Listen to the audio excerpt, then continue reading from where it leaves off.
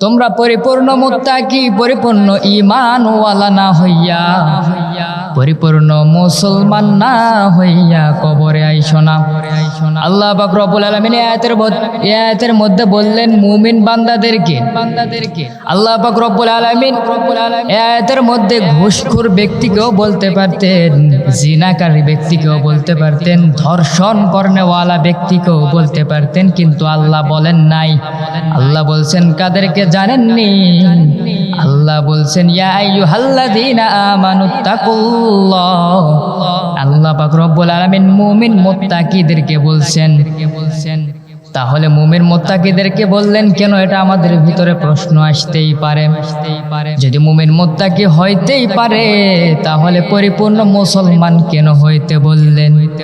আল্লাহ পাক রব্বুল আলামিন বললেন পরিপূর্ণ মুমিন মুত্তাকি তাকে বলে না যে ব্যক্তি হজ করে আসে শুধু হাজি নাম লাগানোর জন্য, যে ব্যক্তি নামাজ পড়ে নামাজি ব্যক্তি, নামাজওয়ালা ব্যক্তি নাম শোনার জন্য, তাকে পরিপূর্ণ মুমিন, তাকে পরিপূর্ণ মুত্তাকি বলে না। আল্লাহ পাক রব্বুল আলামিন বলেন পরিপূর্ণ মুমিন হইতে গেলে তোমার ভিতরে 6টি গুণ থাকতে হইবে। কয়টি? পরিপূর্ণ মুমিন ব্যক্তি হইতে গেলে তোমার ভিতরে 6টি গুণ, 6টি বৈশিষ্ট্য থাকতে হইবে। তার মধ্যে 1 নম্বরে আল্লাহ পাক রব্বুল আলামিন বলেন আশহাদু আল্লা ইলাহা ইল্লাল্লাহু ওয়াহদাহু লা শারীকা লাহু। আল্লাহ পাক রব্বুল আলামিন বলেন পরিপূর্ণ মুমিন মুত্তাকি পরিপূর্ণ ঈমানওয়ালা হইতে গেলে 6টি গুণ থাকতে হইবে। তার মধ্যে 1 নম্বরে আশহাদু আল্লা ইলাহা, আমি সাক্ষ্য দিতেছি আল্লাহ এক। আশহাদু আল্লা ইলাহা ইল্লাল্লাহু ওয়া আশহাদু আন্না মুহাম্মাদান আবদুহু ওয়া রাসূলুহু। আল্লাহ এক, এটা তোমারে বিশ্বাস করতে হইবে।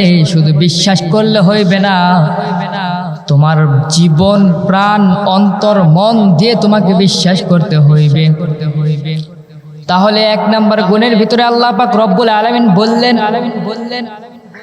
আল্লাহ এক, এটা তোমার বিশ্বাস করতে হইবে। আল্লাহ পাক রব্বুল আলামিন কোরআনে কারীমের একদম শেষে সূরার মধ্যে বলেন কুল হুয়াল্লাহু আহাদ আল্লাহুস সামাদ লাম ইয়ালিদ ওয়া লাম ইউলাদ ওয়া লাম ইয়াকুল লাহু কুফুয়ান আহাদ। আল্লাহ পাক রব্বুল আলামিন বললেন হে আমার বান্দাগণ, আমি আল্লাহ এক, এটা তোমার বিশ্বাস করতে হইবে।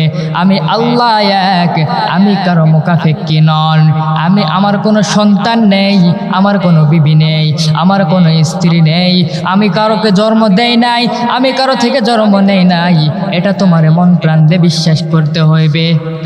তাহলে মুমিন হইতে গেলে 1 নম্বর গুণ যেটা গেল সেটা হচ্ছে আশহাদু আল্লা ইলাহা, আমি সাক্ষ্য দিতেছি আল্লাহ এক। এটা তোমার জীবন গেলেও যেন তোমার মুখ থেকে বের না হয়, আল্লাহর সাথে কাউকে শরীক যেন না করো। তাহলে 1 নম্বর বৈশিষ্ট্যে আল্লাহ পাক রব্বুল আলামিন বললেন আল্লাহ এক, এটা তোমাকে বিশ্বাস করতে হইবে। 2 নম্বর গুণে আল্লাহ পাক রব্বুল আলামিন বলেন ফেরেশতাগণ সত্য, এটা তোমাকে বিশ্বাস করতে হইবে। ফেরেশতাগণ নূরের তৈরি, এটাও তোমাকে বিশ্বাস করতে হইবে। ফেরেশতাগণ সত্য, ফেরেশতাগণ নূরের তৈরি এবং পরিশুদ্ধ 4 জন ফেরেশতা রয়েছে। 1 নম্বরে হযরতে জিবরাইল আলাইহিস সালাম, হযরতে আজরাইল আলাইহিস সালাম, হযরতে মিকরাইল আলাইহিস সালাম, হযরতে ইসরাফিল আলাইহিস সালাম। তাহলে আল্লাহ পাক রব্বুল আলামিন 2 নম্বরে বললেন মালাইকা, মানে ফেরেশতাগণ সত্য, ফেরেশতাগণ নূরের তৈরি, ফেরেশতাগণ নূরের তৈরি আর ফেরেশতাগণ সত্য, এটা তোমাকে বিশ্বাস করতে হইবে। তাহলে তুমি মুমিন হতে পারবা। শুধু মুমিন না খাঁটি মুমিন হতে পারবা। তাহলে 2 নম্বরে ফেরেশতাগণ বিশ্বাস করতে হইবে। 3 নম্বরে আল্লাহ পাক রব্বুল আলামিন বলেন 3 নম্বরে বান্দা রাসূলগণ সত্য, আমি রাসূলদেরকে দুনিয়ায় পাঠাইছি, এটা তোমারে বিশ্বাস করতে হইবে। রসুলগণ সত্য, সর্বপ্রথম পয়গাম্বর হযরতে আদম আলাইহিস সালাম, সর্বশেষ নবী আমাদের আখেরি জামানার নবী হযরতে মুহাম্মদ পয়গম্বর, হযরতে মুহাম্মদ সাল্লাল্লাহু আলাইহি সাল্লাম। এটা তোমারে বিশ্বাস করতে হইবে। প্রত্যেকটা নবীকে আমি পাঠিয়েছি বান্দা তোমাদের হেদায়েতের জন্য। প্রত্যেকটা নবীকে পাঠিয়েছি প্রত্যেকটা জাতির কাছে তোমাদের হেদায়েতের আলো ফোটানোর জন্য। আমার পক্ষ থেকে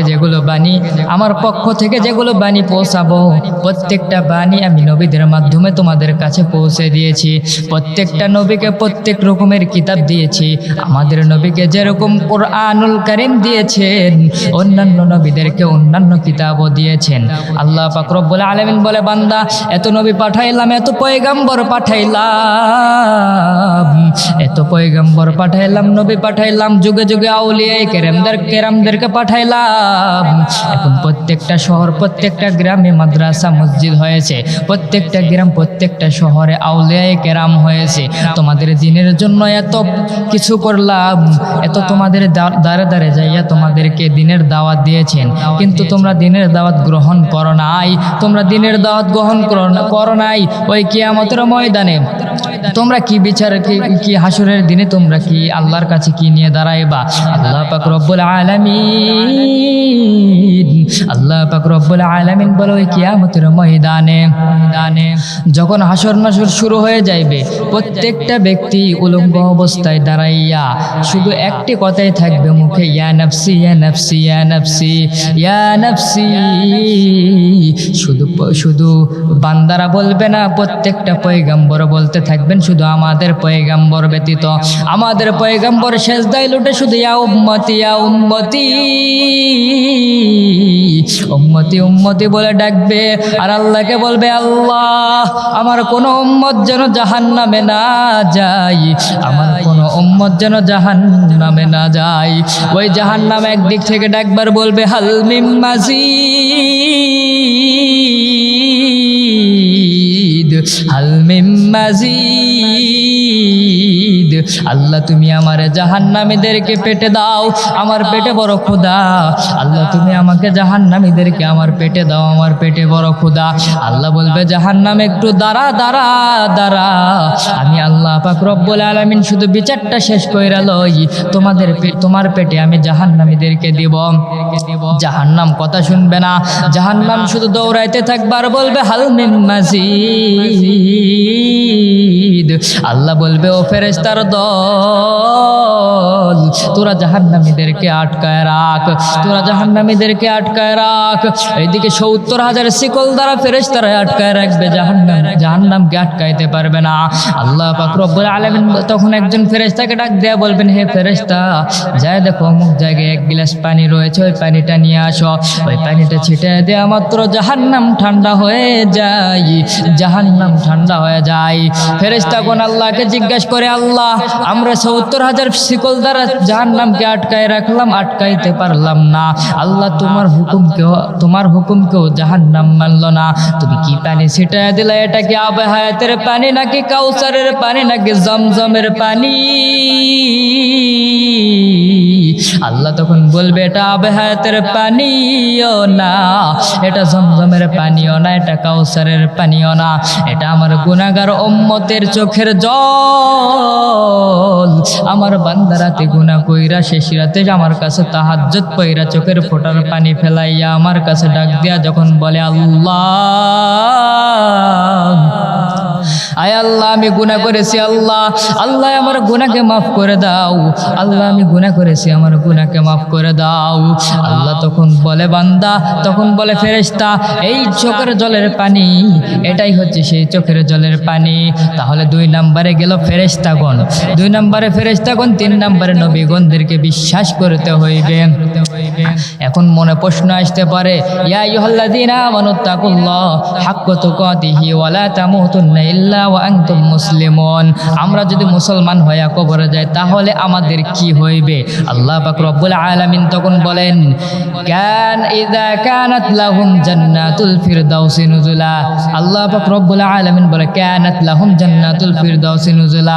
আল্লাহ পাক রব্বুল আলামিন বলে, তোমরা যদি মুমিন মুত্তাকি হইয়া কবরে আসতে পারো, আমি আল্লাহ পাক রব্বুল আলামিন ওয়াদা করলাম বান্দা তোমাদেরকে জান্নাতুল ফিরদাউস নসিব করে দিব।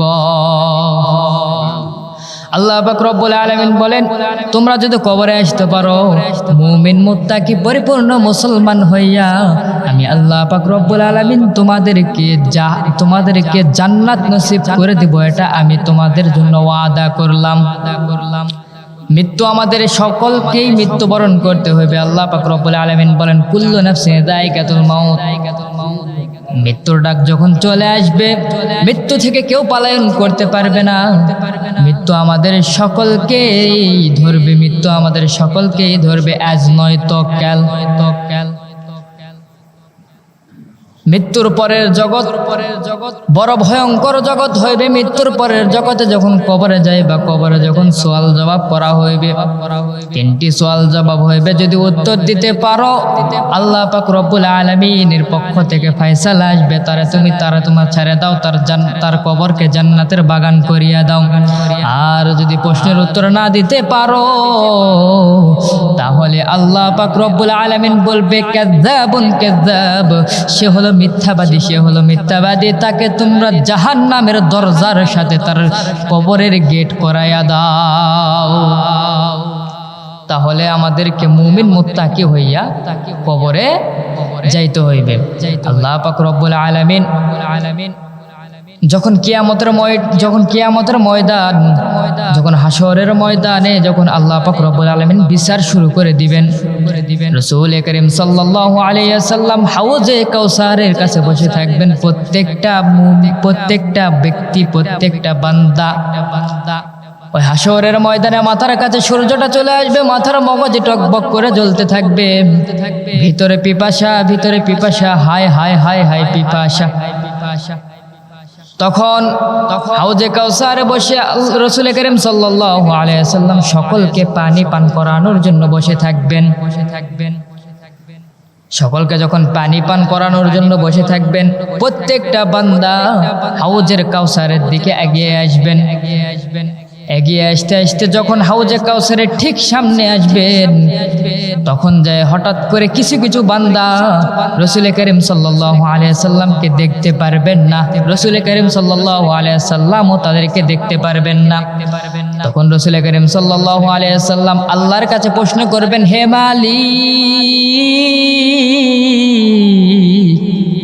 আমি তো আপনার কাছে হাউজে কাউসার চাইয়া নেই নাই বা আবদারও করি নাই, আপনি কেন এরকম করতেছেন? আপনি তো কোরআনুল কারীমের মধ্যে বলে দিয়েছেন, ইন্না আ'তাইনাকাল কাউসার।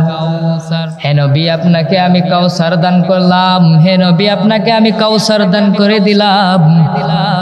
তাহলে আমাকে কাউসার দান করার পর কেন আমি এই কাউসারের পানি আমার উম্মতদেরকে খিলাইতে পারতেছি? তখন আল্লাহ পাক রব্বুল আলামিন বলবে, হে আমার বন্ধু,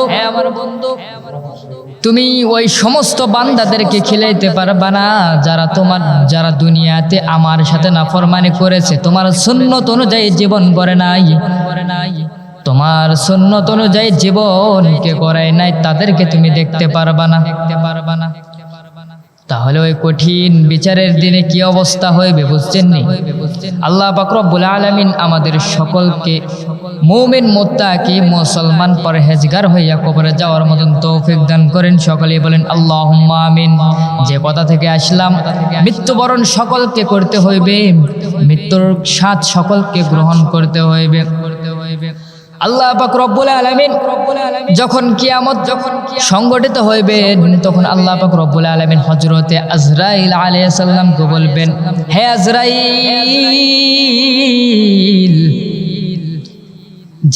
যাও দুনিয়াতে কোনো মানুষ বেঁচে আছে নাকি, যাও তো দেখে আসো।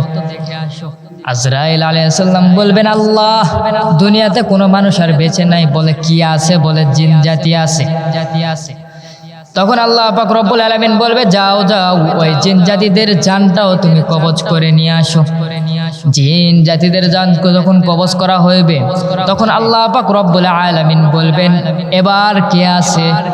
বলে আল্লাহ মানুষও নাই জিন জাতিও নাই, এখন শুধু আছে তোমার নূরের তৈরি ফেরেশতা। আল্লাহ পাক রব্বুল আলামিন তখন বলবেন যাও যাও তুমি ফেরেশতাদের জানগুলো কবজ করে নিয়ে আসো। তুমি ফেরেশতাদের জানগুলোকেও কবজ করে নিয়ে আসো। হযরত আজরাইল আলাইহিস সালাম ফেরেশতাদের জানগুলোকেও কবজ করবেন। ফেরেশতাদের জান কবজ করার পর আল্লাহ পাক রব্বুল আলামিন প্রশ্ন করবেন হে আজরাইল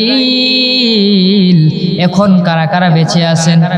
হযরত আজরাইল আলাইহিস সালাম তখন বলবেন এখন শুধু আমরা 4 জন প্রসিদ্ধ ফেরেশতা বেঁচে আছি। বলে তুমি তোমার 3 ভাই তোমার 3 সাথীদের জানগুলো কবজ করে নিয়ে আসো। 3 সাথীর জান যখন কবজ করে নিয়ে আসবেন তখন আল্লাহ পাক রব্বুল আলামিন বলবেন এখন কে বেঁচে আছে? বলে আমি শুধু বেঁচে আছি, এছাড়া মালাকুল মউত আমি ছাড়াও অন্য আর কেউ বেঁচে নেই। আল্লাহ পাক রব্বুল আলামিন তখন বলবেন বান্দা তুমি তোমার নিজের জানটাকে কবজ করে নিয়ে আসো।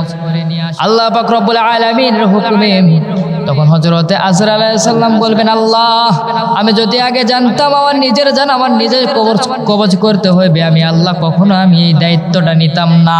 আল্লাহ মৃত্যুবরণের যে কি যন্ত্রণা আমি আল্লাহ যদি আগে জানতাম তাহলে আমি আল্লাহ পাক রব্বুল আলামিন আপনার থেকে আমি কখনো এই দায়িত্বটা নিতাম না। এমন করে হযরতে আজরাইল আলাইহিস সালাম নিজের জানটাকে নিজে কবজ করে নেবেন। তাহলে মৃত্যুর স্বাদ সকলকে গ্রহণ করতে হইবে। কুল্লু নাফসিন যায়িকাতুল মাউত, মৃত্যুর স্বাদ আপনাকেও গ্রহণ করতে হইবে, আমাকেও গ্রহণ করতে হইবে, ফেরেশতাদেরকেও গ্রহণ করতে হইবে, জিন জাতিদেরকেও গ্রহণ করতে হইবে। আল্লাহ পাক রব্বুল আলামিন বলেন আমি আল্লাহ পাক রব্বুল আলামিন ছাড়া এই পৃথিবীতে আর কেউই থাকবে না। আল্লাহ পাক রব্বুল আলামিন বলে কুল্লু মান আলাইহা ফান ওয়া ইয়াবকা ওয়াজহু রাব্বিকা যুল জালালি ওয়াল ইকরাম। এই পৃথিবী যেদিন ধ্বংস হয়ে যাবে সেই দিন একমাত্র রাজত্ব চলবে শুধু আমি আল্লাহর, অন্য কারণে। তাহলে আল্লাহ পাক রব্বুল আলামিন যতটুকু কথা বললাম আল্লাহ পাক রব্বুল আলামিন আপনাকে আমাকে আমাদের সকলকে মানার বোঝার এবং মেনে চলার মতন তৌফিক দান করুন। সকলেই বলে আল্লাহুম্মা আমিন। ওয়া আখিরু দাওয়ানা আলহামদুলিল্লাহি রাব্বিল আলামিন। আসসালামু আলাইকুম ওয়া রাহমাতুল্লাহি ওয়া বারাকাতুহু।